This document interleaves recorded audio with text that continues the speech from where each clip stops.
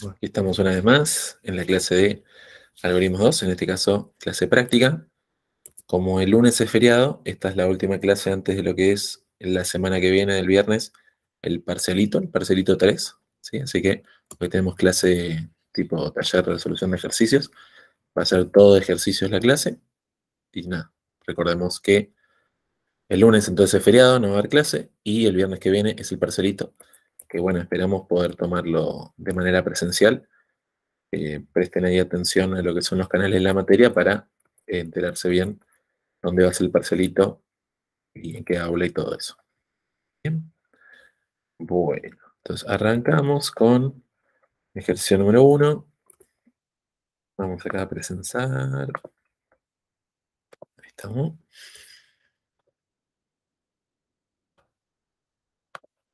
Bien.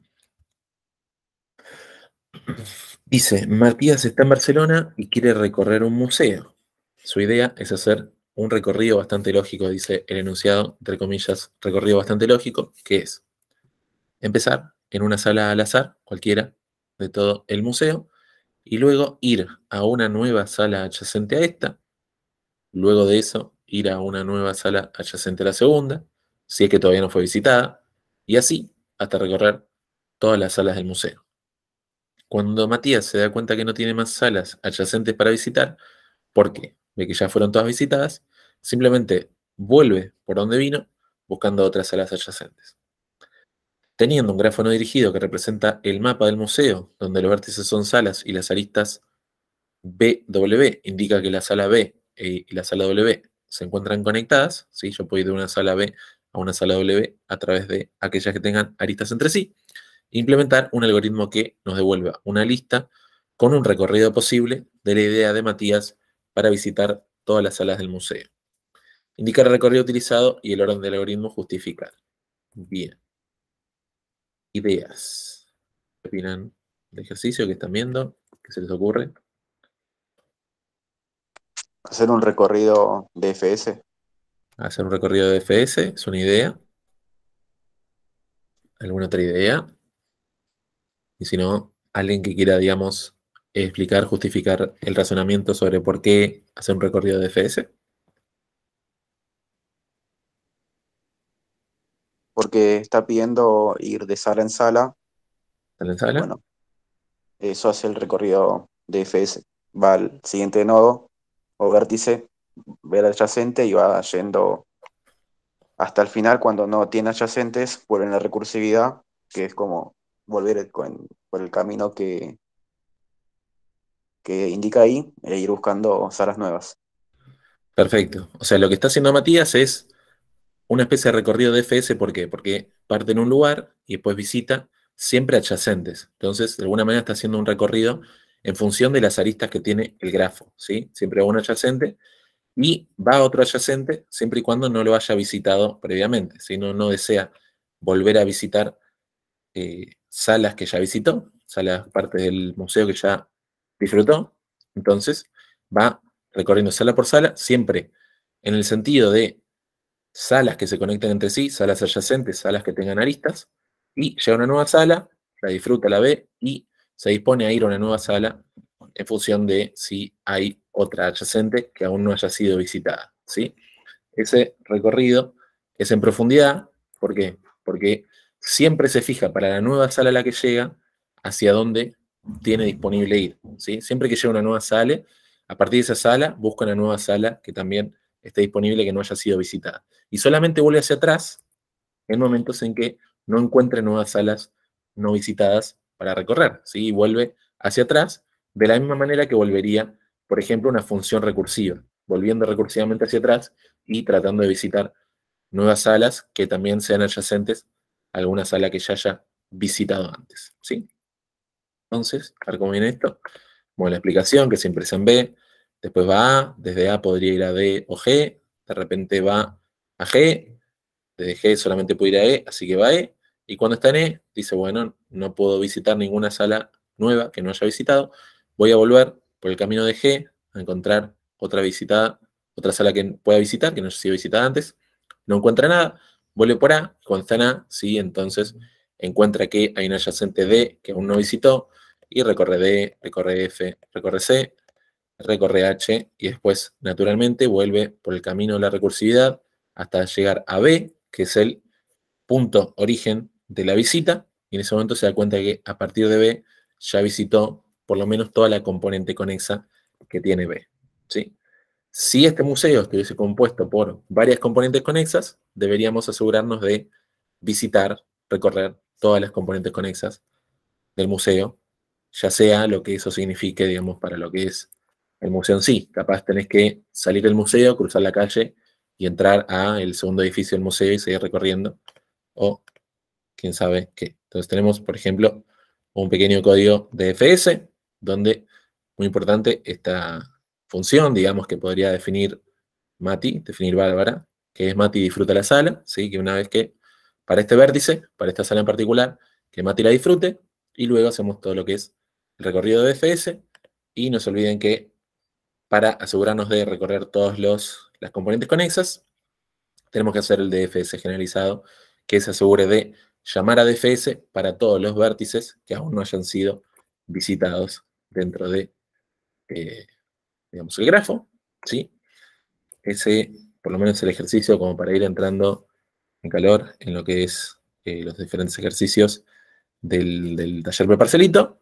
Y bueno, un mensaje que yo supongo que Mati, digamos, recibe donaciones para volverse a ir a Barcelona y volver a tomar ejercicios tal como este en un parcelito, como ya se tomó en el pasado la vez que Mati viajó a Barcelona. Bien. Preguntas, observaciones con el ejercicio. Y nos vamos pasando rápido, así hacemos buen tiempo y podemos ver la mayor cantidad de ejercicios posibles.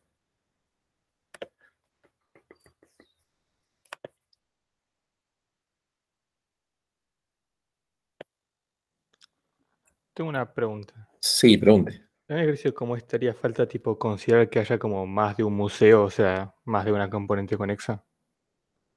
Bueno, siempre es importante tenerlo en cuenta, digamos. Uno, hacerse esas preguntas, tipo, ¿este grafo es dirigido o no es dirigido? ¿Puede ser conexo, puede ser no conexo? Hacerse esas preguntas, digamos, para mostrar que entendemos, digamos, pensamos lo que son las ideas de grafos. Entonces, en este caso, podemos decir, pienso, ¿puede ser que el museo tenga varios edificios? Bueno, podría ser. Entonces, para llegar de un edificio a otro, que es parte del mismo museo, tengo que moverme a otra componente conexa. Entonces, me aseguro de hacer el DFS generalizado para todas las componentes conexas, ¿sí? Por otro lado, con cuidado, yo puedo decir, bueno, asumo que, dado que es un museo, la única forma de llegar de una sala a otra es a través de una arista. Entonces, la lógica me dice que esto debería ser una sola componente conexa, ¿sí? Pero, que son cosas que en todo caso habría que aclarar, ¿está bien? Pero sería importante, digamos, no asumir más cosas que las que el ejercicio me propone, ¿sí? Digamos, para un ejercicio cualquiera, da el enunciado, etcétera, etcétera, me dice, bueno, tenés vértices que hacen esto, las aristas se conectan de tal manera. Si no hay algún indicio que te pueda decir a vos, asumo que este grafo es conexo, no estaría bien asumir que el grafo es conexo solamente porque nos ayuda a que el ejercicio sea más fácil, ¿sí? Digamos, si vamos a asumir que el grafo es no conexo, o vamos a decir que el grafo es no conexo, tener, digamos, las razones que nos dé el ejercicio para decir, bueno, puedo garantizar que este grafo es conexo, y si no, tratar el grafo como que podría ser no conexo y resolver el ejercicio en función de eso, ¿sí? Teniéndolo en cuenta. Muchas veces, si el grafo puede no ser conexo, olvidar eso puede llevar a reducción de puntos en un ejercicio, ¿sí? Que siempre está bueno tenerlo en cuenta. Gracias por la pregunta. ¿Tenemos alguna otra pregunta de esa índole? Si no, me voy a pasar a presentar otra pestaña, que tenemos uno de los últimos ejercicios de la guía, que habla sobre un ecosistema. Vamos a leerlo con tranquilidad. A ver, dice, contamos con un grafo dirigido, que el grafo ya me dicen que es dirigido, y modela un ecosistema. ¿Sabe lo que significa? Con suerte, el resto del enunciado me explica qué significa esto que modela un ecosistema que el grafo dice. En dicho grafo, cada vértice es una especie. Vértices son las especies, y las aristas BW indican que B, el vértice de origen de la arista, sabemos que es un grafo dirigido, entonces las direcciones son importantes, ¿sí? Desde B hacia W. Desde B dice que es depredador natural de W. O sea, B es depredador natural de W, si existe una arista de B a W. Es decir, que B naturalmente se come a W. ¿Sí? Estamos un ecosistema con especies, animales, unos animales se comen otros animales. B a W indica que B es depredador natural de W. ¿Sí? Entonces, hasta ahí estamos. ¿Sí? Tendríamos un grafo con un ecosistema y suponemos que ese ecosistema existe, ¿no? Existe en la naturaleza. Tenemos, no sé, el león se come al ciervo, el ciervo come lechuga, lo que sea. Todo especies. Cualquier tipo de especie que exista. Y vamos marcando qué especie es depredadora natural de qué otra especie. ¿Sí? Continúa. Dice, considerando que la horrible tendencia del ser humano por llevar a la extinción a especies, a lo que nos puede interesar es saber si existe alguna especie, dentro de todo ese grafo, alguna especie en particular, que si llegara a desaparecer, nos llevaría a una situación de que rompería todo el ecosistema. ¿Sí? Entonces, tenemos muchas especies en el ecosistema, pero si una desaparece, que eso nos rompa el ecosistema. ¿Sí? ¿Y qué situaciones rompen con un ecosistema? A ver, escuché ahí un mensajito. ¿Harías una búsqueda del primer tema de hoy? Están hablando de lo que vieron en la teórica. Ok, bien, perfecto. Continuamos. ¿Qué significa que una especie rompe un ecosistema? ¿Sí? Punto número 1. Si quienes la depredan no tienen sustituto y por eso desaparecían también. ¿Sí? Tenemos una especie que si desaparece, ¿qué pasa? Hay otras especies que comían esa especie. Y si solamente podían comer esa especie y desaparece esa especie, se mueren. No sé. Tenemos el oso hormiguero. Solamente come hormigas. Si desaparecen las hormigas, desaparece el oso hormiguero y eso rompería el ecosistema. ¿Sí? La desaparición de las hormigas no generó que el oso de hormiguero no tenga que comer y por eso el ecosistema se rompa. ¿Sí? Entonces, punto de particular, de nuevo, nos interesa saber si alguna especie que, si llega a desaparecer, rompe el ecosistema. Acá tenemos, por ejemplo, las hormigas, que si las hormigas desaparecen, se rompe el ecosistema. ¿Por qué? Porque el oso hormiguero solamente comía hormigas. Entonces, bueno, dame un segundito.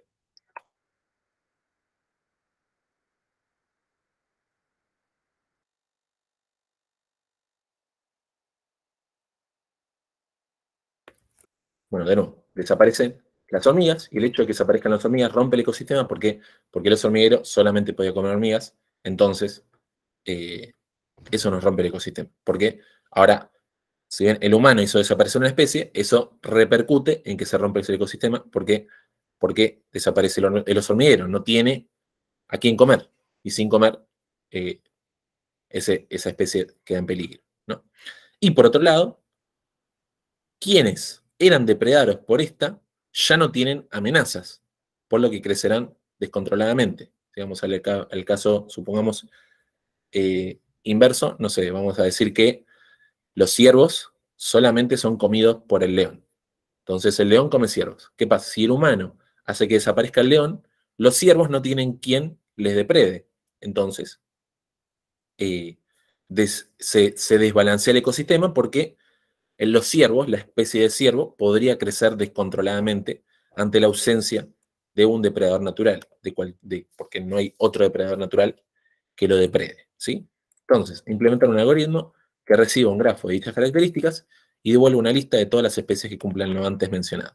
Indicar y justificar la complejidad del algoritmo implementado. Bien, esa fue una primera lectura del ejercicio. Bien. Me gusta cómo por el chat un poco ya se fueron autocorrigiendo, porque ¿qué pasa? ¿Sí? De entrada podemos decir, es esto, es lo otro, ¿sí? Y de repente, digamos, no vayamos a aplicar un algoritmo sobre un grafo, sabiendo, por ejemplo, que en este caso el grafo es dirigido, ¿sí? Y, por ejemplo, la búsqueda de punto de articulación no tiene sentido realizarla sobre un grafo que es dirigido, ¿no es cierto? Cristian levantó la mano. Cristian, sí. Sí, pero sí se podría buscar las componentes conexas, fuertemente Bien. conexas, pero que sean de solamente un vértice. Eliminando ese, se Bueno, rompe el caso. vamos a considerarlo. Busquemos con, me gusta, o sea, vamos a tenerlo en cuenta.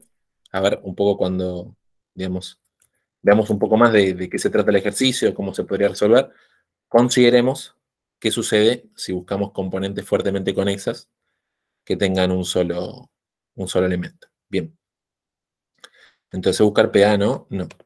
¿Sería una búsqueda de centralidad, incluyendo los casos borde? Digamos, no exactamente. No es que nos interesan los elementos, como vimos la vez pasada de Betweenness, que tengan la mayor cantidad de caminos mínimos, porque, digamos, no es, digamos, una especie podría depredar a muchas especies y podría ser depredada por muchas otras, y aún así que removerla no tenga ningún efecto, ¿sí? Por las condiciones del ejercicio. Sí, ahora vamos a ver un poquito más en detalle qué es lo que pide el ejercicio, pero podría ser que centralidad no nos dé la solución. Tiene pinta de ser búsqueda de centralidad. No tendrías que ver por cada vértice las aristas. Ah, es dirigido. Ahí está. Bueno. Bien, un poquito ya mostramos lo que es entonces el enunciado. Voy a pasar a compartir un grafiquito de ejemplo. ¿Sí? Tenemos una herramienta que nos muestra grafos. ¿Ok? Y cualquier cosa. Uy. Acá.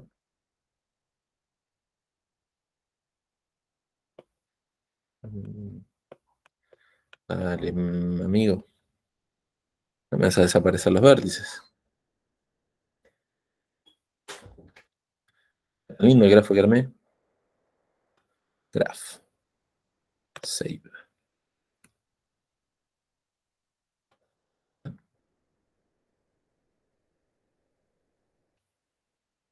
Bueno.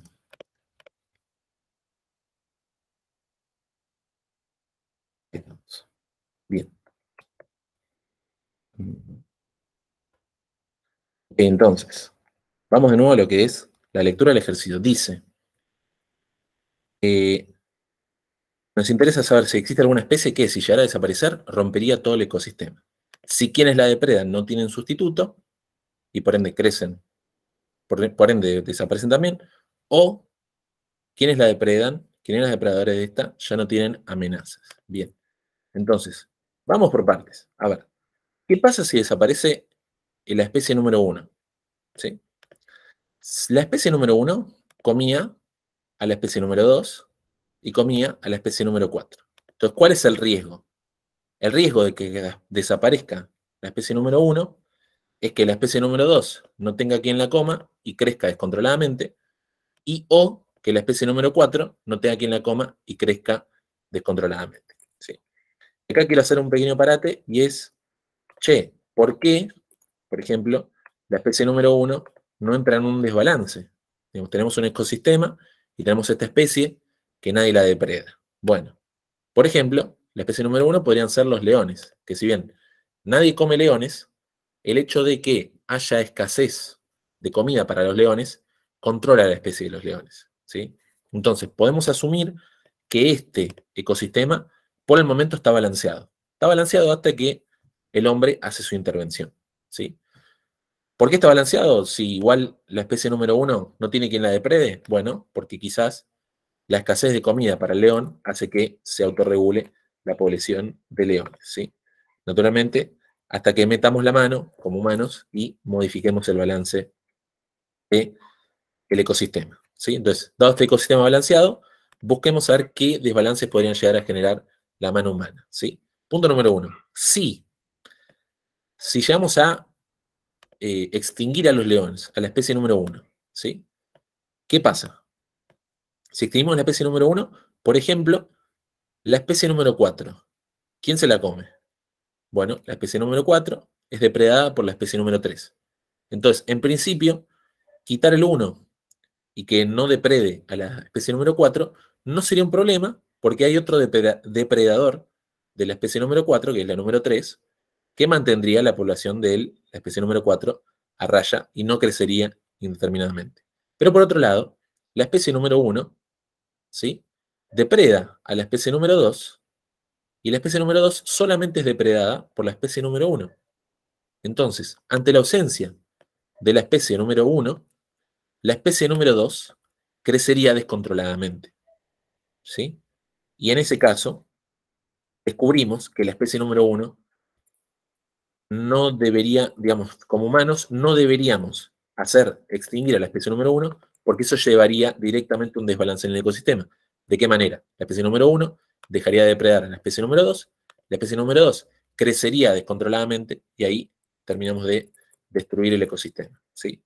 Entra en la segunda parte de la definición que dice el ejercicio, que es quienes eran depredados por esta especie que desapareció ya no tienen amenazas, por lo tanto crecen descontroladamente, ¿sí? Por ahora estamos, por lo menos, tiramos un grafo y empezando tratando de terminar de entender el ejercicio. Ajá. Bien, seguimos. Continuamos. ¿Qué pasa si desaparece la especie número 2? Bueno, la especie número 2 depreda a la especie número 3. Y de nuevo, la única especie que depreda a la especie número 3 es la especie número 2. Entonces, por esa razón, si desaparece la especie número 2, la especie número 3 crecería descontroladamente y eso desbalancea nuevamente el ecosistema. Entonces, hemos visto que la especie número 2 no deberíamos extinguirla porque si no, desbalancea el ecosistema. Sigamos con la especie número 3. La especie número 3 depreda a la especie número 4. ¿Hay problemas ahí? No, porque igual la población de la especie número 4 quedaría controlada por la especie número 1. Es decir, la número 3 no es el único depredador de la número 4, entonces ahí no hay problema. Y respecto a, por ejemplo, las especies que comen a la especie número 3. Bueno, la especie número 2 se come a la especie número 3. ¿Será que va a pasar hambre la especie número 2 si la especie número 3 desaparece?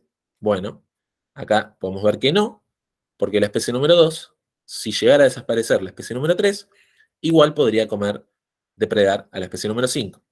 Entonces, en ese sentido, no hay problemas con respecto a la especie número 3. Si desaparece la especie número 3, la especie número 2 pasaría a comer de la especie número 5, que ya es depredador natural, y la especie número 4 quedaría controlada por la especie número 1 a nivel de control de población.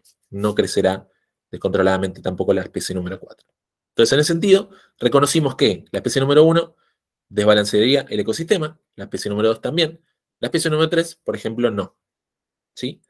Y ahora que vimos la especie número 3, ¿qué característica pueden ver con respecto a la especie número 3 que genera que nada se desbalancee en el ecosistema?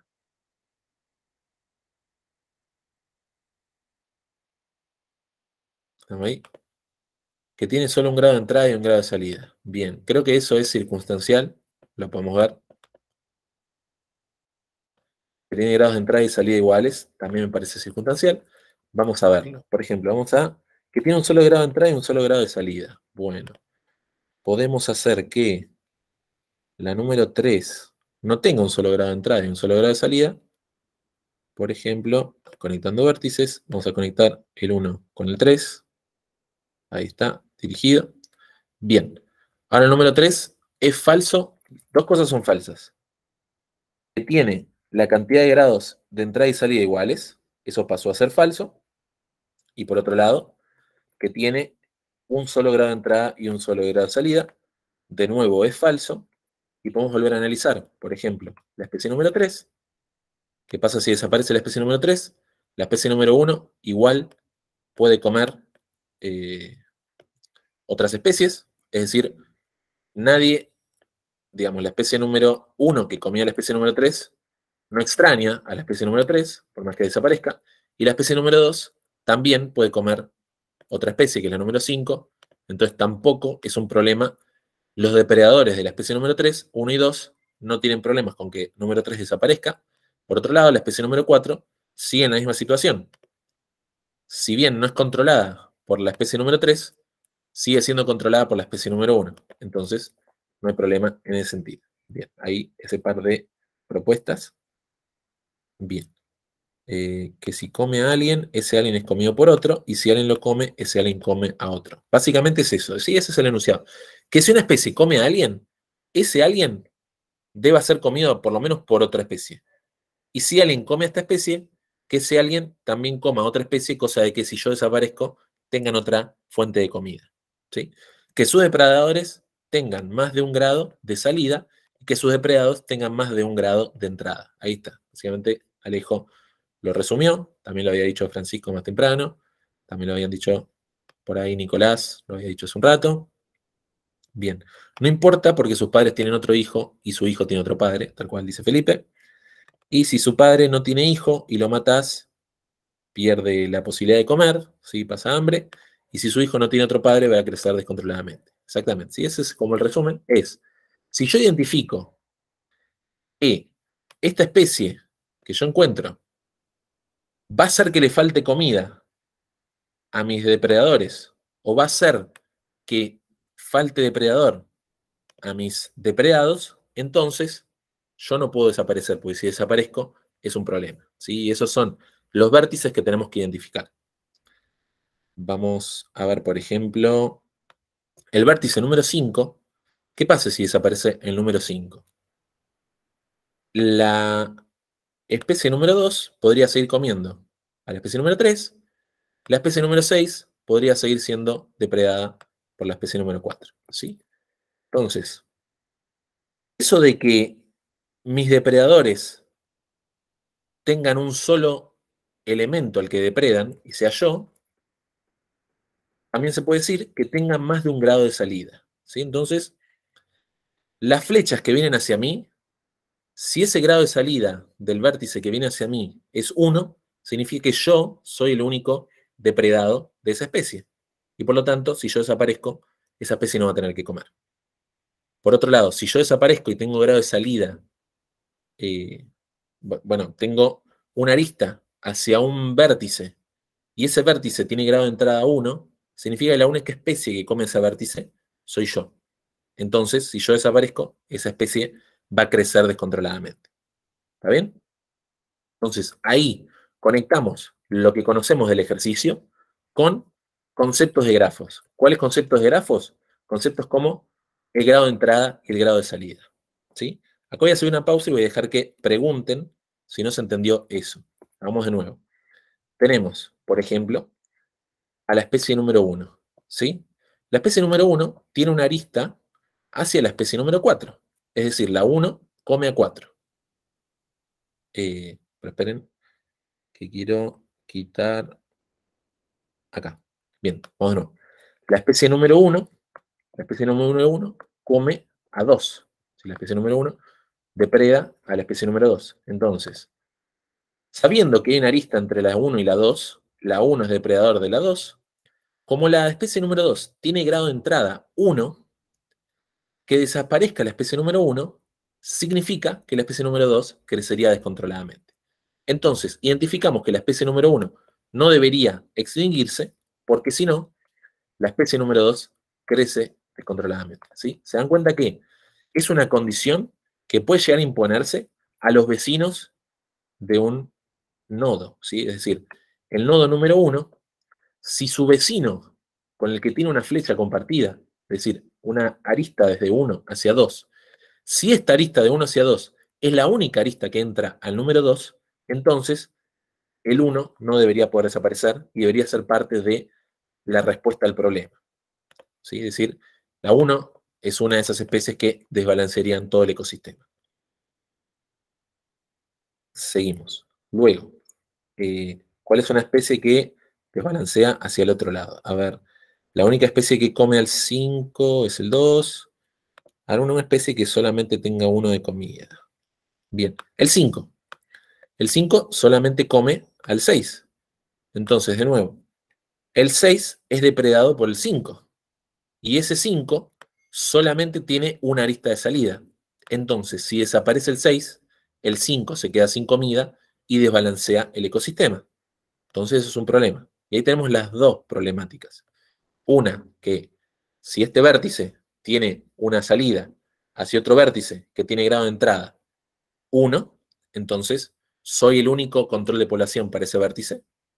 Y por otro lado, si yo recibo una arista desde otro vértice y ese otro vértice tiene grado de salida 1, entonces yo soy vital para ese vértice porque soy la única comida que tiene esa especie. Entonces, si yo desaparezco, caos en el ecosistema. ¿Bien? Entonces, ahí está. Esas son las condiciones y conectamos esas condiciones con conceptos que conocemos de grafos, como ser grados de entrada, grados de salida y emparejamientos por los vértices. ¿Sí? Entonces vamos a hacer así. Hacemos una ventanita de código. A ver, acá. Aquí. Bien. Y decimos, ¿cómo hacemos para resolver este ejercicio de ecosistemas? Bueno, vamos a necesitar los grados de entrada y los grados de salida. Los grados de entrada y los grados de salida de todos los vértices. Entonces, calcular entrada, salida de grafo.obtener vértices. Lo que sea.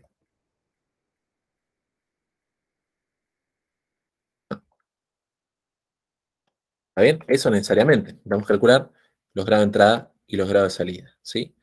Después, cada vértice. ¿Sí?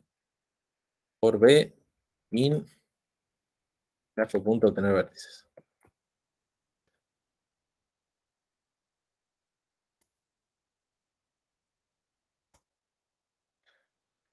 Tenemos que ver por cada vértice.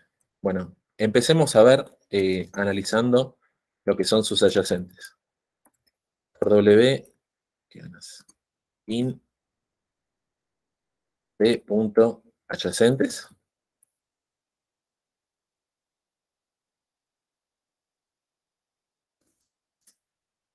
Dijimos. Son dos. Y yo veo un adyacente. Si ese adyacente tiene grado de entrada, si el grado de entrada de W es igual.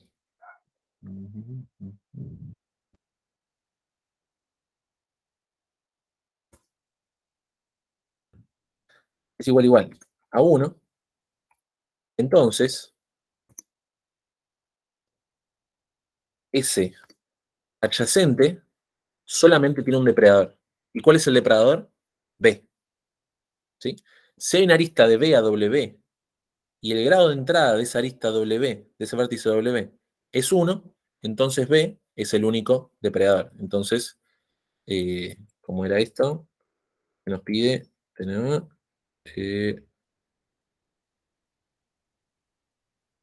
bueno, vamos a ponerle romperían, punto append, B.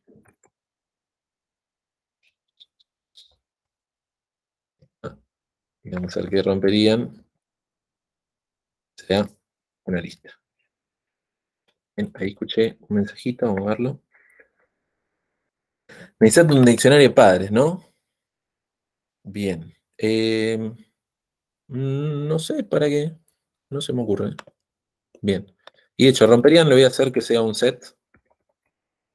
¿De qué? Para que solamente agregar las especies una vez en total, por más que rompan más de una vez. Entonces, si yo tengo una arista hacia un adyacente y ese adyacente solamente tiene grado de entrada 1, entonces yo era el único depredador de esa especie y por lo tanto yo, desaparecer, rompería el ecosistema. ¿Sí? Me falta la otra condición y es que si, ¿cómo es? Si alguien va hacia un vértice y tiene grado de salida 1, que desaparezca ese B, hace que se rompa. Entonces, ¿cómo expresamos esto en el código? Y ahora vamos a ver cómo era esto. Era, por ejemplo, el 6. Vamos a ver. Si el 5 tiene adyacente el 6, como el 6 tiene grado de entrada 1, entonces rompe. Vamos a los que tienen grado de salida 1. ¿Cuál tiene grado de salida 1? El número 4. el vértice número 4 tiene grado de salida 1. Entonces, si desaparece el 6, el vértice número 4, que tiene grado de salida 1, perdería. Entonces, ¿qué tenemos que hacer? Revisar si B, acá, si el grado de salida de B es igual a 1, entonces, ¿cuál es el vértice que rompería? El vértice que rompería es W. ¿No? Para ver si tengo un solo padre. Bueno, eso podrías hacerlo, pero se puede ver acá mismo en lo que es, digamos, verificar cada vértice cuáles son sus adyacentes. ¿Está bien? Por otro lado, normalmente el diccionario de padres guarda solamente un padre, ¿sí? Entonces, no te serviría, digamos, a lo que nosotros llamamos diccionario de padres como para revisar si tiene un solo padre. ¿Ok? Si el grado de salida es B es 1, append W, tal cual, ahí lo agregamos. Ese if no lo puedes hacer fuera del for de W, no, porque si no, no tenés qué W agregar.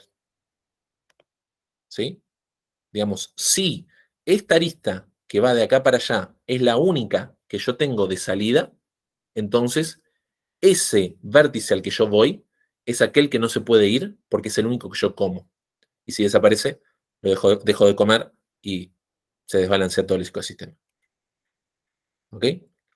Es un ejercicio que me han preguntado durante la semana cómo se hacía y bueno, aprovechamos para hacerlo acá en la clase, que ya estaba planificada, ¿sí? Pero digamos, por un lado, este es un ejercicio que ya nos decía cuál era el grafo inicial, es decir, no teníamos que especular con qué grafo, de qué manera construir el grafo ya estaba construido, pero la parte difícil era entender cuál era el problema, parametrizar, digamos, a lo que es algo que conozcamos en grafos, como por ejemplo son lo que son los grados de entrada y los grados de salida, con respecto a lo que me pide el ejercicio. Y quizás una dificultad adicional es que cuando yo encuentro un vértice que tiene grado de entrada o grado de salida 1, no es ese vértice el que tiene el problema, sino el problema lo tiene su vecino, ¿sí? Aquel que, por tener grado de entrada 1 yo, si desaparece, tengo un problema. Entonces el problema es que esa arista se origina en un vértice que no puede desaparecer. Y por otro lado, aquel que tiene grado de salida 1, de ese vértice, tiene un problema porque esa es su única arista de salida. Entonces se agrega como peligroso que desaparezca la especie que yo depredo. ¿Ok? También, bueno, no ayuda a que depredador y depredado suenen tan parecidos. Pero ustedes me dicen si se entiende el ejercicio o si quedó alguna duda.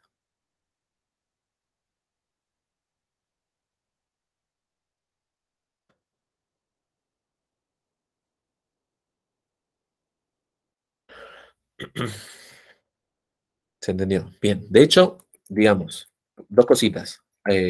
No mostré cómo se hace esta función, pero esta función la podrían hacer. Y por otro lado, fíjense que en líneas de código era bastante escueto el ejercicio.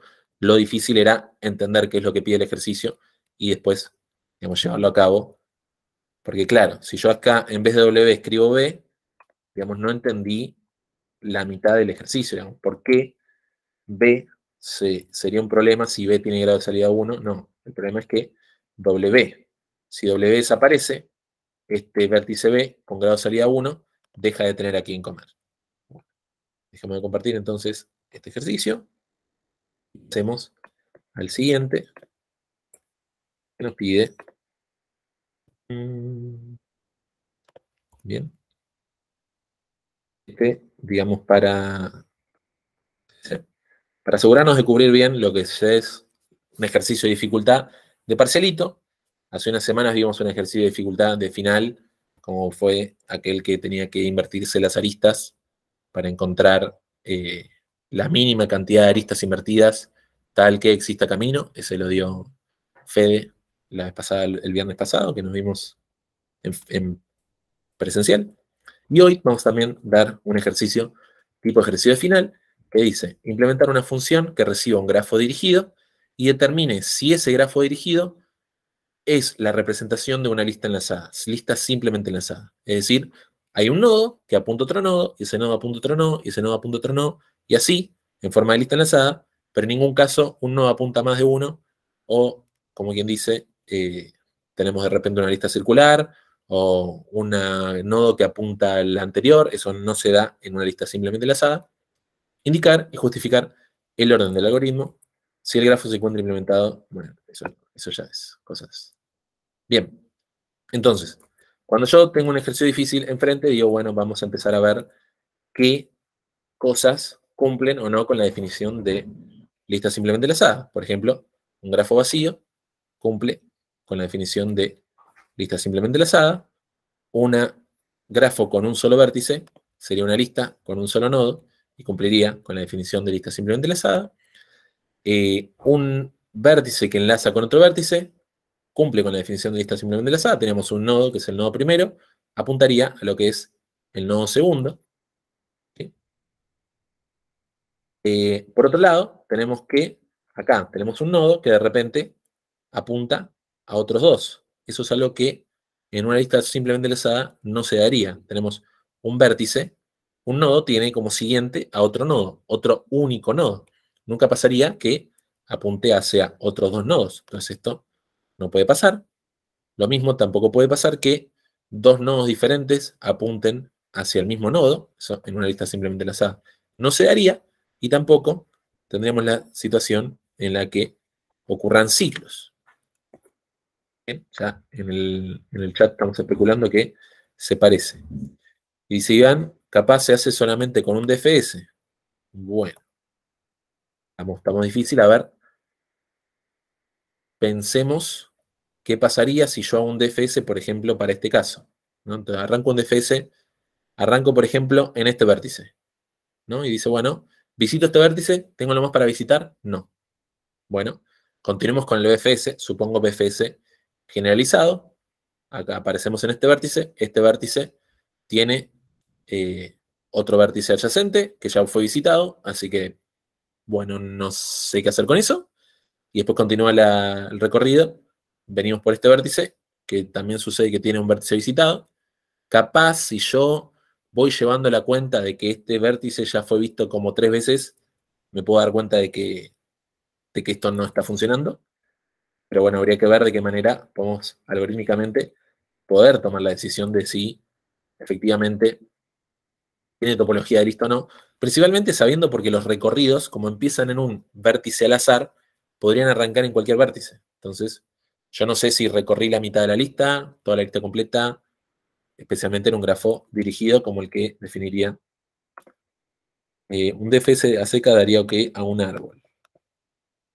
Bueno, si es un solo DFS, sí, porque recorrería, digamos, un camino hacia los hijos, válido, y claro, no se daría cuenta que hay varios caminos alternativos. Pero bueno, vamos a seguir. Ok, el ciclo tampoco. Bien, dos vértices sueltos tampoco deberían ser considerados una lista enlazada. ¿Sí? Después, a ver, este vértice apunta a este. Este podría ser el primer elemento de la lista, este sería el segundo elemento de la lista, pero acá ya se me corta porque acá de repente hay más elementos apuntando a este elemento y no funciona. Acá tenemos un ciclo de 2 elementos, tampoco sirve. Y acá tenemos un poquito lo que es la lista más prototípica, de decir, bueno, tengo un elemento que apunta a otro, este elemento que es apuntado por uno, apunta a otro, y así. ¿Está bien? ¿Qué características ven que comparten los elementos que forman parte de una lista enlazada? ¿O qué característica ven que de repente ya puedes decir, se anula la posibilidad de que este elemento sea parte de una lista enlazada? ¿Sí? ¿Cuál creen que pueda ser una característica que pueda llegar a tener un vértice en el grafo que nos pueda decir definitivamente no es una lista enlazada o quizás sí es una lista enlazada? ¿Qué se están viendo? A ver. Todos tienen grado de entrada 1, salvo el primero. Bueno, esa es una observación interesante, ¿no? Acá yo tengo un vértice que tiene grado de entrada 2. ¿Qué significa? Que hay por lo menos 2 vértices que apuntan a eso. Eso en una lista simplemente enlazada no ocurre. ¿Está bien? Porque en la lista simplemente enlazada, un vértice apunta a otro, y ese apunta a otro, y ese apunta a otro, y ese apunta a otro, etc. Nunca un vértice es apuntado por dos vértices diferentes. Y lo mismo, nunca pasa que un vértice tenga el grado de salida 2. Un vértice, un nodo de una lista simplemente enlazada, solamente tiene un siguiente. No puede tener dos siguientes. Entonces, que el grado de salida sea más que 1 también es un problema. ¿Sí? Entonces, grado de entrada más que 1, grado de salida más que 1, problemas siempre. Entonces, ya por lo menos podemos decir, hay cosas que no pueden pasar. Bien.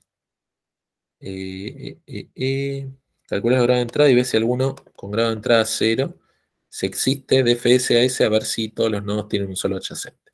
¿Sí? Es importante revisar que todos los nodos tengan un solo siguiente, o sea, un solo adyacente, como máximo. Todos tienen salida también, ahí está. Tal vez primero nos fijamos que ninguno tenga más de una entrada y una de salida. Eso es importante. Y también deberíamos revisar que no tenga ciclos, ¿no? Por ejemplo, este es un ciclo. Habría que ver si eso da la posibilidad o no a que existan ciclos. Debería ser débilmente conexo, ¿sí? Por ejemplo, si nosotros empezamos desde, desde este nodo, un DFS debería recorrer a toda la componente débilmente conexa y que esos sean todos los nodos que existen en la lista. Ahí está. Bien. Entonces, conclusiones. Ningún vértice puede tener grado de entrada mayor a 1. Ningún vértice puede tener grado de salida mayor a 1. Todos los grados de entrada deberían ser igual a 1, excepto para un vértice, y ese vértice es el primer nodo de la lista. ¿Sí? Bueno, acá. Todos estos vértices tienen grado de entrada 1, excepto el primero. ¿Por qué no tiene grado de entrada 1? Tiene grado de entrada 0, porque es el primero de la lista. Por otro lado, todos los grados de salida deberían ser igual a 1, excepto para un vértice, y ese vértice debería ser el último nodo de la lista. Todos los vértices tienen un siguiente, excepto un vértice que no tiene siguiente. ¿Por qué? Porque es el último nodo de la lista. Bien. Con esa información, una vez que ya nos ordenamos un poquito qué condiciones deberían cumplirse, notamos que nuevamente las condiciones tienen que ver con lo que son grados de entrada y grados de salida. Entonces aprovechamos para programar esa función que no habíamos hecho en el ejercicio anterior, la calcula grados de entrada y grados de salida, que si fuera un parcelito siempre hay que hacerla. No puedo hacer import respuestas del parcelito. Tengo que, en este caso, en el caso anterior, programar las funciones que calculan los grados de entrada y grados de salida de un grafo, que como yo sabía que la íbamos a hacer acá en breve, no la hice en el ejercicio anterior. ¿Y cómo se hace para calcular los grados de entrada y grados de salida de un grafo? Bueno, debería ir por cada uno de los vértices y ir sumando las aristas que salen, las aristas que entran, ¿sí? Puedo arrancar poniendo todos los grados de entrada y salida. Bueno, ¿cómo es? Para cada vértice, por cada uno de sus adyacentes, el grado de salida de este vértice aumenta en 1 y el grado de entrada del adyacente aumenta en 1. ¿Qué está faltando acá? Inicializar todo en 0, ¿sí? Porque si yo le estoy aumentando en 1 el grado de salida, el grado de entrada de los vértices, más vale inicializar todo en 0. Y de nuevo, por cada vértice que haya en el grafo, para cada uno de los adyacentes de ese vértice, si hay una arista de vértice adyacente, eso significa que el grado de salida del vértice incrementa. Y si hay una arista desde el vértice al adyacente, significa que el grado de entrada de ese adyacente aumenta. Entonces ahí calculamos lo que son todos los grados de entrada y todos los grados de salida para todos los vértices del grafo. ¿Sí? Es interesante, esto no se está haciendo con ningún recorrido. ¿Sí? Lo hago para cada uno de los vértices para asegurarme que lo calculo para todos los vértices del grafo. No hace falta hacer un recorrido, no hace falta, digamos, decir, no, primero calculo los grados de entrada de este vértice y después de uno de los vértices que es adyacente a este. No, lo calculo para todos los vértices y estamos. ¿Y qué orden tiene este código? ¿Qué complejidad algorítmica tendrá? O de B más C, ¿sí? Estoy haciendo algo para todos los vértices y para cada uno de estos vértices estoy viendo todas las aristas. Primero veo todos los vértices en este for, en el primer for, y en el segundo for, contabilizando todos los fors que se hacen para todos los adyacentes, estoy viendo un total de proporcional cantidad de aristas de que haya en el grafo. Seguimos entonces. Para que tenga topología de lista este grafo, debería calcular los grados de entrada y los grados de salida. Me voy a marcar si encontré el primero y encontré el último de la lista. ¿Sí? Y para cada uno de los vértices del grafo, ¿qué vamos a ver? Si el grado de entrada o el grado de salida de ese vértice es mayor a 1, cualquier grado que sea mayor a 1, entonces no hay topología de lista, podemos devolver false directamente. Bien. Por otro lado, acá cambió un OR por un TUGI, bueno, va cambiando el código. Si yo llego a encontrar, bueno, esto vamos a hacer, bien, si el grado de entrada del vértice es 0, entonces encontré el primero de la lista. Si el grado de salida es 0, encontré el último de la lista. Vamos a revisar entonces estas dos líneas de código que me quedan un poquito para arriba, que es, si ya había un nodo primero de la lista y encuentro otro vértice que tiene grado de entrada 0, entonces hay dos vértices que tienen grado de entrada 0, eso no debería poder pasar. Cada lista tiene un solo primero. Entonces en ese caso, devuelvo false. Y si ya había un vértice último y el grado de salida de otro vértice también es 0, se supone que de repente hay dos últimos en la lista, eso tampoco debería pasar, entonces devuelvo false. ¿Sí? Si eso no pasa, cuando encuentre el primero, lo voy a marcar como primero, cuando encuentre el último, lo voy a marcar como último, y si se da la situación que en ninguno de estos casos salió por encontrar una condición que no debía cumplirse, devuelvo true solamente si encontré primero y encontré último de la lista. ¿Sí? Porque, por ejemplo, puede pasar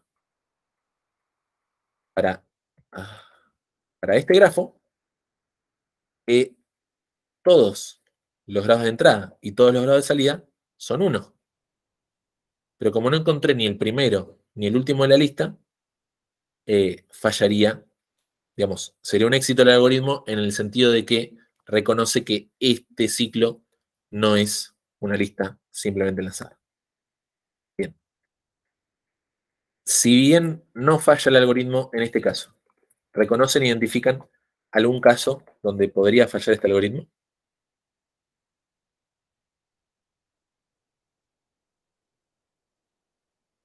¿Puedes mostrar de vuelta el código? Ya me olvidé. A ver, por supuesto. Bien, el código es, si encontramos en algún caso que hay un vértice mayor a con grado de entrada o salida mayor a 1, devolvemos false. Si encontramos que el grafo tiene más de un primero o más de un último, devuelve false. Y solamente marca primero o último cuando identifica justamente lo que valida que un vértice es el primero, que tiene grado de entrada 0, o que es el último, que tiene grado de salida 0. Ahí Fabri ya dijo la respuesta. Faltaría if len de grafo igual a 0, return true. Eso es correcto. ¿Sí? Que tenemos un caso donde falla. Tenemos posiblemente algún otro caso que falle. ¿Se les ocurre? Tal cual, el grafo vacío no fallaba, pero ¿cómo podemos resolver eso? Venimos acá arriba de todo. If len de grafo igual a 0, return true. Como dijo Tomás primero y como resolvió ahí Francisco. Y algún otro caso. Ya, el otro caso que falla es súper específico. Si quieren se los muestro. Ah, mira, de hecho ya está resuelto el código. Ahí está. ¿Alguna otra falla? Ahora que agregamos ese if grafo punto cantidad de vértices igual a 0 return true. Como si las diapositivas tuvieran todo pensado. Bien, les voy a mostrar un grafo en el que esto falla. ¿Sí? ¿Por qué? Todos estos vértices tienen grado de entrada y grado de salida 1. Y hay un solo primero, que es este, y hay un solo último, que es este. Sin embargo, si ustedes se pueden dar cuenta, este grafo, con sus dos componentes conexas, débilmente conexas, no representan una lista, porque una lista no podría tener esta situación. Han escrito, si hay más de una componente conexa, débilmente conexa, esto falla. ¿sí? ¿Y cómo resolvemos eso? En el código, bueno, tenemos varias formas de resolver eso en el código. Una de ellas sería un algoritmo que reconozca cuántas componentes débilmente conexas tiene el grafo, pero posiblemente una forma más sencilla todavía sea identificar cuáles son los vértices primero y último de la lista y asegurarnos, por ejemplo, que al hacer un recorrido DFS o BFS a partir del vértice inicial, del primero vértice, recorramos necesariamente todos los vértices del grafo, ¿sí? Si yo hago un recorrido desde el primero de la lista, un recorrido BFS o DFS, voy a recorrer el siguiente y el siguiente y el siguiente y así hasta el último. Contando la cantidad de elementos que recorrí, la cantidad de visitados en ese recorrido, DFS o BFS, puedo comparar eso con la longitud del grafo. Y de esa manera, reconocer si hay algún elemento en otra componente conexa que no esté contabilizando dentro de esta componente conexa original. ¿Por qué? Porque tenemos la capacidad de reconocer cuál era el vértice que origina lo que debería ser el resto del grafo, ¿sí? Porque reconocemos cuál es ese vértice que tiene cantidad de elementos, cantidad de grado de entrada igual a 0. Bien, acá dice cálculo de cantidad de CDC, tal cual, ¿sí? Pero ¿qué pasa? A ver, capaz calcular cuántas componentes deblemente conexas tiene un grafo es de por sí un ejercicio. De hecho, es un ejercicio. Es uno de los que está en la guía. Puedo fijarme, tipo, cuál es el número de ejercicio que es y todo.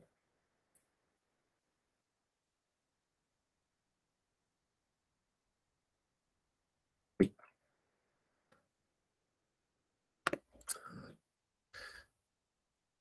Dentro de un algoritmo que recibe un grafo dirigido nos devuelve la cantidad de componentes deblemente conexas de este. Es el ejercicio número 20, que está justo arriba del ejercicio número 21, que es el último de la guía. Entonces, si bien podemos hacer eso, es como que para resolver un ejercicio, para librarme de un caso particular, estoy teniendo que resolver todo otro ejercicio, cuando en realidad capaz con un DFS sale, ¿no? Que es lo más sencillo. Estamos mucho más acostumbrados a hacer un BFS o un DFS, ¿sí? Y ahí está. Lo que sí les puedo decir como tranquilidad es que cuando estos tipos de ejercicios fueron evaluados en finales, este grafo no iba en detrimento del puntaje del ejercicio, ¿sí? Si ustedes de repente no consideraban que este grafo horrible podía existir, igual no restaba, ¿está bien? Es solo a lo que hacemos como observación para que sea lo más completa la clase, y además para ver qué tipo de cosas a veces se nos olvidan, como por ejemplo que un grafo tenga varias componentes conexas. Desde el código que hiciste, ¿no podemos verificar que no hayan ciclos nomás? Si no hay ciclos no va a pasar esto. ¿También? Pero bueno, detectar ciclos también es un ejercicio de la guía. De hecho, el primero, el resuelto. Pero está bien, es válido. Es tan sencillo como hacer un BFS para todos los vértices y encontrar alguna lista de retorno. ¿También? Pero de nuevo estamos cayendo sobre, tipo, volver a tener que resolver un ejercicio para poder resolver un ejercicio.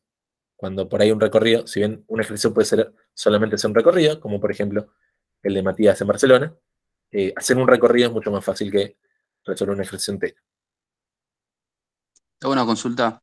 ¿Y si yo creo una primitiva que me diga cuántas componentes conexas tenga el grafo y la llamo, Ok, ¿es bueno, válido? sí, es válido. Digamos, siempre y cuando no asuman que esa primitiva existe para cualquier grafo, y en todo caso, en cualquier examen que ustedes estén haciendo, digo, bueno, voy a programarme esta primitiva porque me es útil. Por sí, digamos, no necesariamente tiene que ser una primitiva, puede ser una función, una función auxiliar. De hecho, digamos acá, esta función de calcular los grados de entrada y salida del grafo no es una primitiva porque se hace del lado de Bárbara y aún así me puede ser útil escribirla una sola vez y usarla tanto en el ejercicio de topología de lista como en el ejercicio de ecosistema de especies. Entonces estaría mal si yo hago una primitiva así y también otra como esta de calcular los grados de entrada. No estaría mal siempre y cuando tengas acceso a la estructura interna del grafo, cosa que normalmente no tenemos. No, pero por eso, que sea primitiva, que yo la llamo y me devuelve un diccionario con logrado de entrada, un diccionario con logrado de salida, o cuántas componentes conexas tiene el grafo. Porque no dependería del lado de Bárbara, eso yo lo puedo hacer desde el lado de Alan. Se puede hacer siempre y cuando tengas acceso. O sea, en un examen normalmente te piden o una primitiva o te piden una función. Si en un examen piden una función que haga tal, no podemos crear primitivas auxiliares. ¿Por qué? Porque estamos del lado de Bárbara. Entonces no tenemos acceso al código de Alan para poder crear una primitiva. Y entonces, ¿qué primitivas son válidas? Porque, por ejemplo, yo en mi implementación de grafo podría hacer la primitiva de cuántas componentes conexas tiene el grafo. Y yo usaría mi grafo en el parcial. Pero Bien. bueno, si no puedo, Eh, ¿cuáles son las que valen? Bueno, lo que pasa es que no tenemos la posibilidad de usar tu grafo en el parcial. No sé si se explica esa parte. Porque si no, digamos, podemos decir que yo mi grafo lo implementé con absolutamente todas las primitivas, entonces en el parcialito escribo return este ejercicio que yo ya tenía como primitiva en el grafo. No sé si se entiende. Digamos, lo estamos llevando a un absurdo, pero sí, digamos, Martín mostró en la teórica las diversas primitivas que existen en un grafo, ¿sí? Es agregar vértice, quitar vértice, agregar arista, quitar arista, obtener los vértices, calcular la cantidad de vértices en un grafo y dame los adyacentes de un vértice. Pero mucho más que eso no hay otras primitivas que podamos asumir como existentes. Ok, Bien, gracias. de hecho, o sea, no podemos asumir como existente ni siquiera un recorrido de FS o FS. Por más que, por ejemplo, para el Tier 3 se exige que existen, que hagan un BFS, que hagan un DFS, que hagan Dijkstra, que hagan lo que sea. Si bien eso va a ser parte del TP3, no se puede asumir como resuelto a la hora de hacer un examen. Entonces, a la hora de hacer el examen, suponemos las primitivas básicas de un grafo, vértices aristas, obtener adyacentes, obtener vértices. ¿Okay?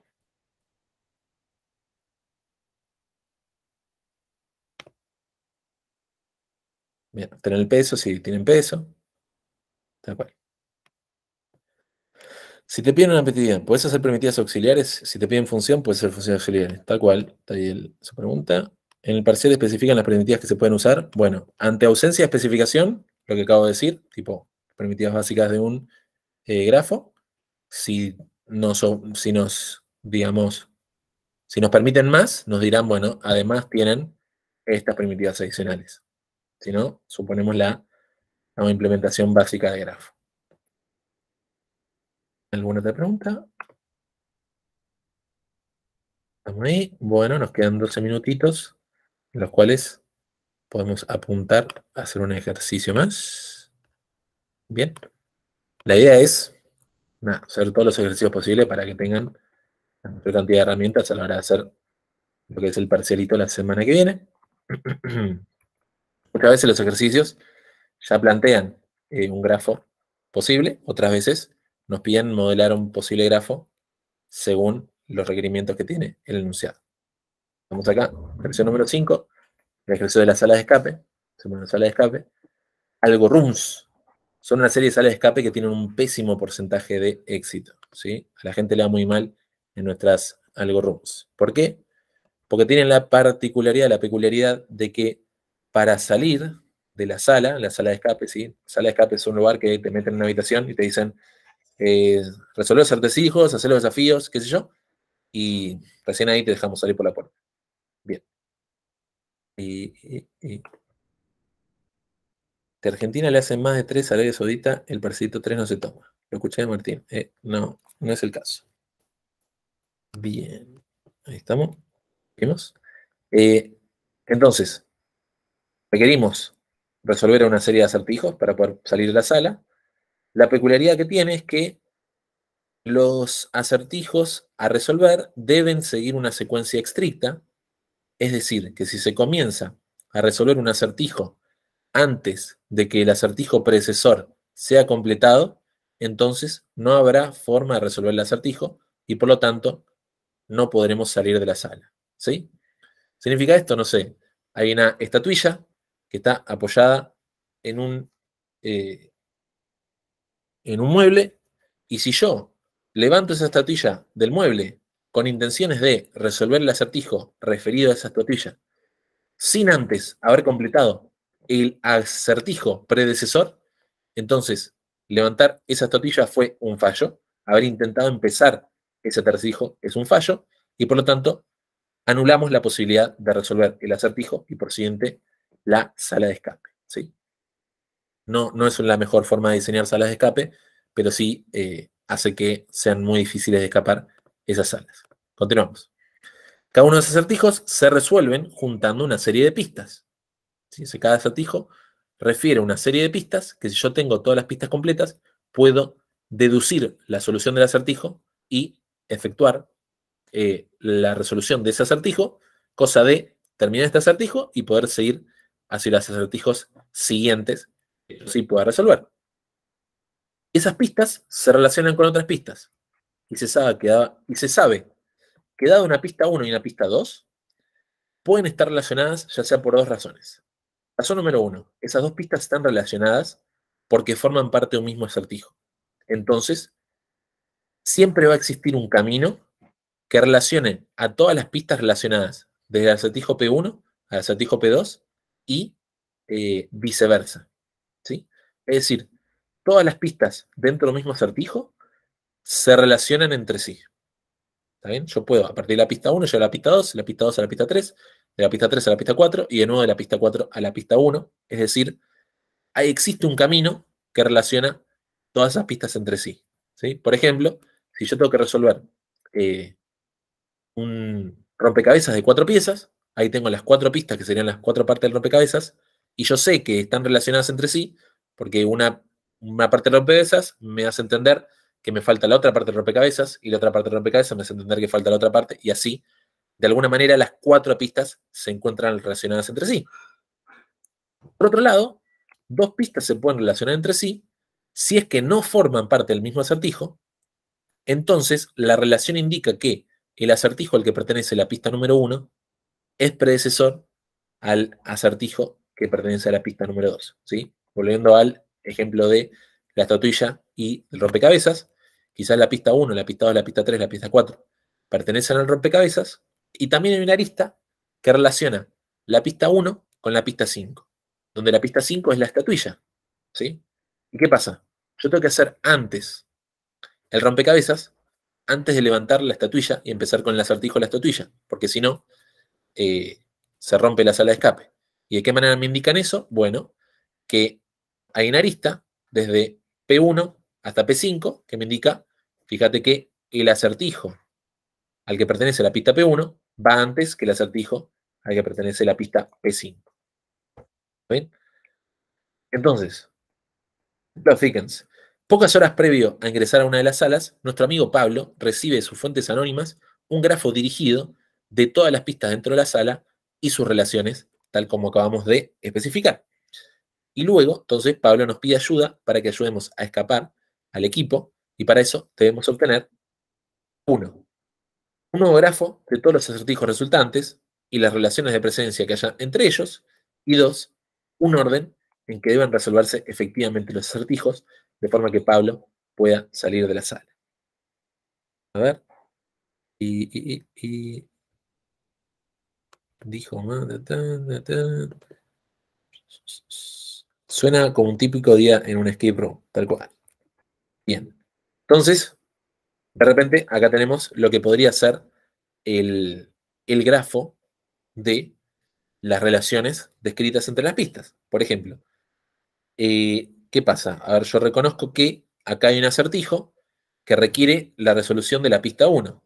Si yo resuelvo el acertijo de la pista 1, voy a poder pasar a las resoluciones, a la resolución del acertijo que compone la pista 2, la pista 3, la pista 4, la pista 5, y la pista 3, y la pista 4, y la pista 2. Todas estas pistas, ven, se relacionan entre sí, y por lo tanto deben pertenecer al mismo acertijo.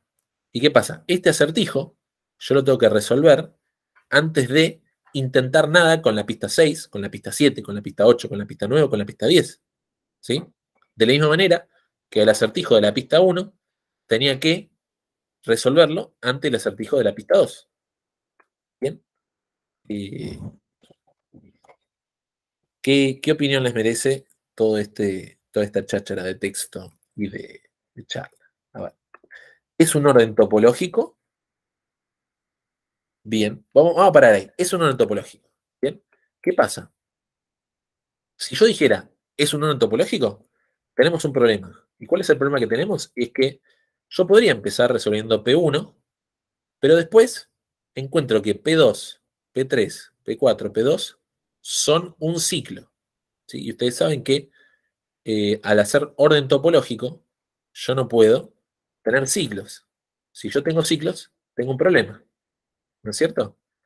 Pero también mencionaron por ahí componentes conexas, mencionaron, y dijo Felipe, son fuertemente conexos entre sí los grupos de pistas. Bien, los grupos de pistas son componentes fuertemente conexas. Y los grupos de pistas en el enunciado tienen un nombre.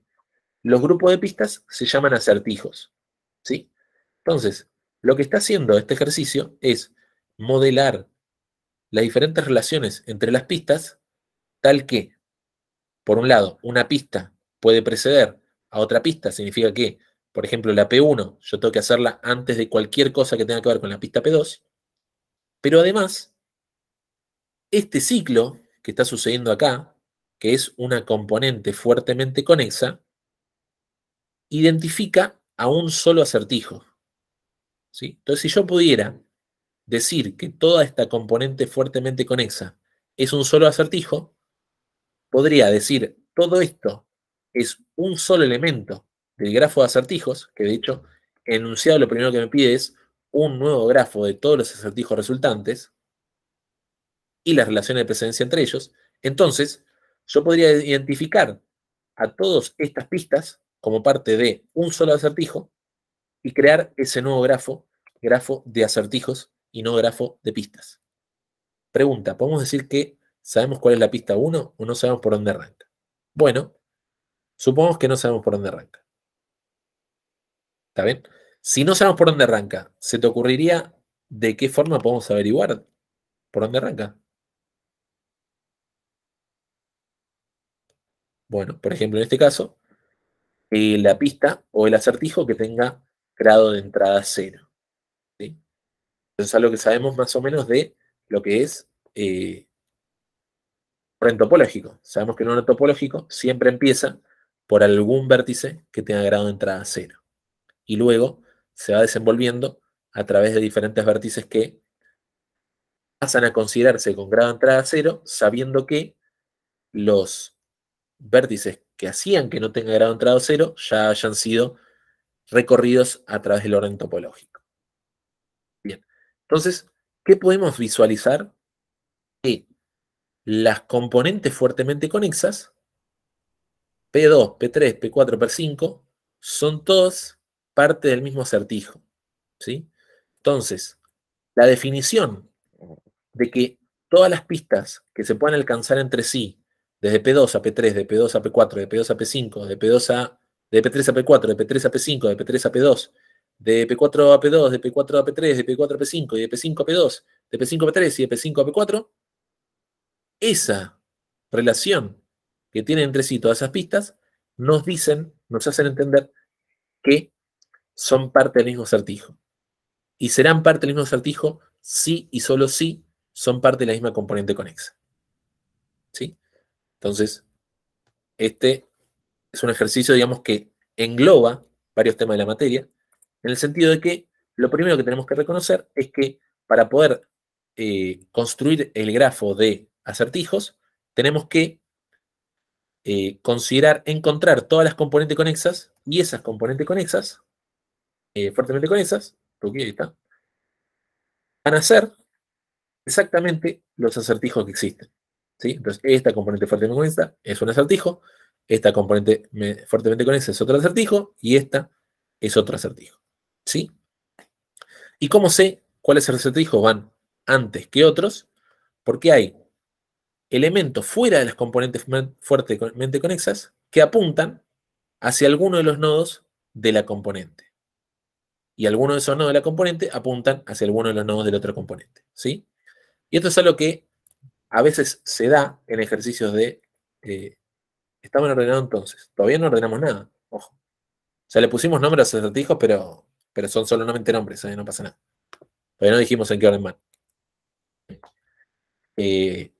Algo que puede pasar es que yo digo, che, necesito resolver un orden topológico con este elemento, pero me sucede que tengo ciclos en el grafo, ¿sí? Y la solución en esos casos puede ser crear lo que se llaman supernodos, ¿sí? Esto, P2, P3, P4 y P5 es una componente fuertemente conexa que yo puedo decir, ahora van a ser un supernodo. ¿Está bien? Entonces, de repente el grafo resultante se ve así. Todos estos nodos pasan a ser un solo supernodo que representa la componente fuertemente conexa, que representa el acertijo. ¿Y en qué orden hay que hacer los acertijos? En el orden que me determinen el orden topológico. ¿Ahí está? Entonces, suponiendo este caso como ejercicio de orden topológico, ustedes saben, podemos empezar por el acertijo 1, eso nos permitiría hacer el acertijo 2. No puedo hacer el acertijo 3 antes de hacer el acertijo 4, entonces hacemos el acertijo 4 y finalmente el acertijo 3. ¿Sí? Confiamos en que el algoritmo de orden topológico lo conozcan, lo sepan hacer y bueno, lo puedan escribir en el parcelito. Y lo mismo con el algoritmo de componentes fuertemente conexas. Pero consulta, Sí. entre los acertijos, ¿no hay ciclos también? Ah, no hay ciclos. No los hay. Si hubieran ciclo, digamos, nos podría llegar a pasar que sin querer pensamos que P2 y P3 son un acertijo y que P2 y P4 son, y que P4 y P5 son otro acertijo. Si hiciéramos eso, pasaría que el acertijo de P2 y P3 tendría un ciclo con el acertijo de P4 y P5. Y en ese momento nos daríamos cuenta que calculamos mal lo que es la componente conexa de P2, P3, P4, P5, porque hay un ciclo. Si al haber un ciclo entre P2, P3, P4, P5, eso necesariamente indica que son en realidad parte de la misma componente fuertemente conexa.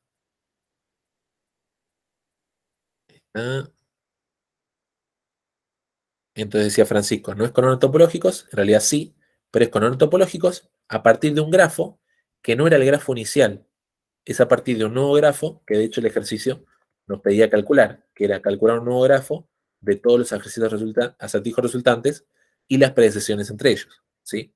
Entonces, estas aristas nos servían para calcular las predecisiones entre los acertijos y el hecho de que todos estos acertijos pertenezcan a la misma componente fuertemente conexa nos permitían identificar cuáles eran los acertijos que relacionaban a las pistas entre sí. ¿Estamos? Con eso se resolvía el ejercicio. Debería decir dos. Pero, ¿cuál es el orden topológico acá? Porque, o sea, yo lo veo ordenado. A ver. O sea, El orden entre acertijos topológico. estaría ordenado. ¿Cómo? Entre acertijos ya estaría ordenado Sí. esto. En realidad va primero el acertijo 1, después el acertijo 2, después el acertijo 4 y después el acertijo 3. ¿Está bien? ¿Por qué? Porque yo no puedo hacer el acertijo 3 antes que el 4 ni antes que el 2. No puedo hacer el 4 antes que el 2 y no puedo hacer el 2 antes que el 1. Entonces, ante la incapacidad de hacer el 2 antes que el 1, tengo que empezar por el 1. Ante la incapacidad de hacer ni el 3 ni el 4 antes que el 2, tengo que seguir por el 2. Y ante la incapacidad de hacer el 3 antes que el 4, tengo que seguir por el 4 y finalmente terminar con el acertijo 3. Pero si el predecesor de acertijo 3 también es acertijo 2, Bien. ¿no podría ser el Sucede. 2? ¿Cómo? ¿No podría ser el 2, después el 3 Está y al bien, pero final el 4? acordate lo que es orden topológico. Requiere que yo no pueda hacer la visita de un nodo antes de haber visitado todos los nodos que lo precedan. Absolutamente todos, y no alguno de ellos. ¿Bien? El algoritmo de orden topológico me decía, los pasos van a ser determinados tal que yo no pueda hacer un nodo antes que ninguno de sus predecesores. Imagínate que esto sea acertijo 1, ponerse la ropa interior. Acertijo 2, ponerse los pantalones. Acertijo 4, ponerse las medias. Y acertijo 3, ponerse el calzado. Yo no me puedo calzar sin antes haberme puesto las medias, sin antes haberme puesto los pantalones. ¿Está bien? El hecho de haberme puesto los pantalones no me permite calzarme porque igual me están faltando las medias. ¿Ok? Sería más o menos así. Si no, Sí, sí, claro. a repasar Gracias. orden topológico. Bien. ¿Alguna otra consulta?